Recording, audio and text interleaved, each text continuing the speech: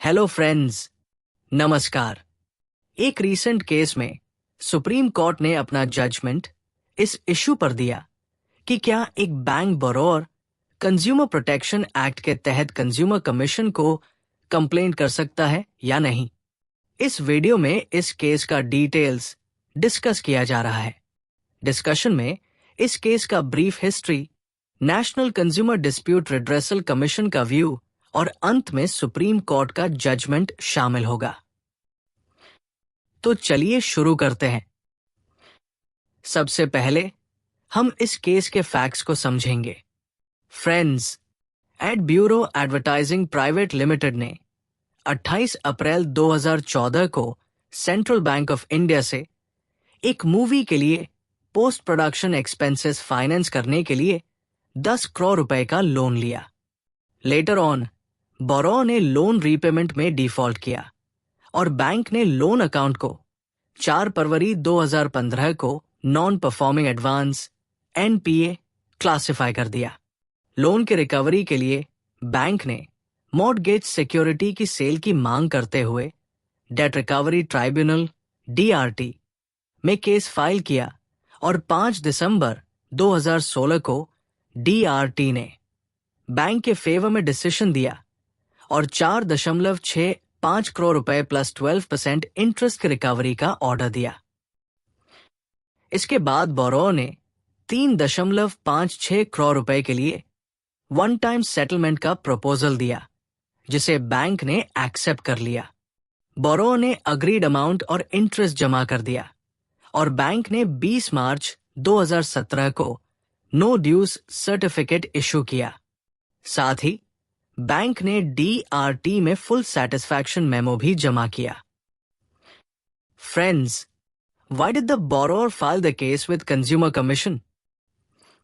इस compromise settlement के बावजूद एडमिनिस्ट्रेटिव एरर के कारण सेंट्रल बैंक ऑफ इंडिया ने बोरोअर को गलती से RBI को विलफुल डिफॉल्टर के रूप में रिपोर्ट कर दिया।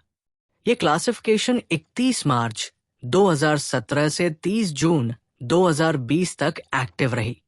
इस मिसरिपोर्टिंग के कारण बोरोअर की रेपुटेशन को लॉस हुआ और एयरपोर्ट अथॉरिटी ऑफ इंडिया के साथ उसका कॉन्ट्रैक्ट कैंसिल हो गया, क्योंकि HDFC बैंक ने विलफुल डिफॉल्टर स्टेटस के बेसिस पर बोरोअर को बैंक गारंटी देने से रिफ्यूज कर दिया। इसके चलते बोरोअर ने national consumer dispute redressal commission (NCDRC) में कंप्लेंट फाइल की। 30 अगस्त 2023 को NCDRC ने बोरोअर के फेवर में डिसीजन दिया और बैंक को 75 लाख रुपए का कॉम्पेंसेशन देने का निर्देश दिया।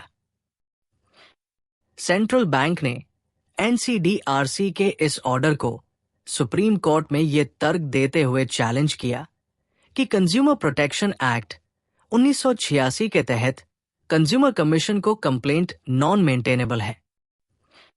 बैंक ने आर्ग्यू किया कि लोन प्रॉफिट जनरेशन के उद्देश्य से कमर्शियल एक्टिविटी के लिए लिया गया था। इसलिए बोरोअर कंज्यूमर प्रोटेक्शन एक्ट 1986 की सेक्शन 2 के तहत कंज्यूमर की डेफिनेशन में कवर्ड ना होने के कारण कंज्यूमर प्रोटेक्शन के लिए एलिजिबल नहीं है। बोरोअर ने काउंटर किया कि लोन ब्रांड बिल्डिंग और प्रमोशनल एक्टिविटीज के लिए लिया गया था, न कि डायरेक्ट प्रॉफिट जनरेशन के लिए। इसलिए बोरोअर कंज्यूमर कैटेगरी में आता है और कंज्यूमर प्रोटेक्शन एक्ट 1986 के तहत रिलीफ पाने का अधिकारी है। सुप्रीम कोर्ट ने सभी आर्ग्यूमेंट्स रिव्यू करने के बाद बैंक के फेवर में डिसीजन दिया। फ्रेंड्स, सुप्रीम कोर्ट के इस निर्णय का रीजन क्या था?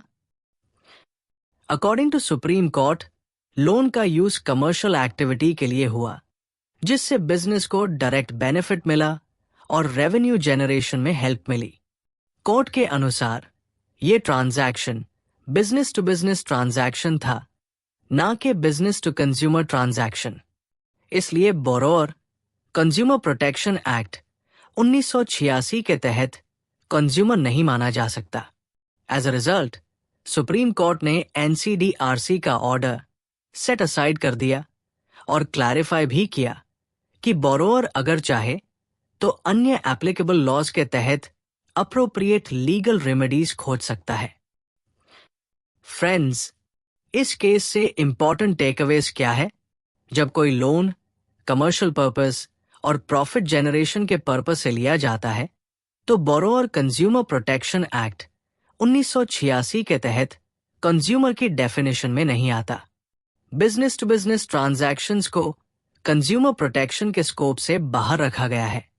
इसलिए इस तरह के डिस्प्यूट्स को अन्य लीगल फ्रेमवर्क्स में एड्रेस किया जाना चाहिए। ये केस इंडिकेट करता है कि कंज्यूमर प्रोटेक्शन के लिए रिलीफ मांगने से पहले फाइनेंशियल ट्रांजैक्शंस की सही नेचर को समझना आवश्यक है। फ्रेंड्स, हम बिलीव करते हैं कि वीडियो में जजमेंट की इंफॉर्मेशन आपको यूजफुल लगा होगा। अगर इंफॉर्मेशन आपको पसंद आई हो तो लाइक बटन जरूर दबाएं और वीडियो लिंक अपने दोस्तों के साथ शेयर करें। चैनल को सब्सक्राइब करें और बेल आइकन दबाएं ताकि आप हमारी हर नई वीडियो का नोटिफिकेशन समय पर रिसीव कर सकें। वीडियो देखने के लिए आपका धन्यवाद।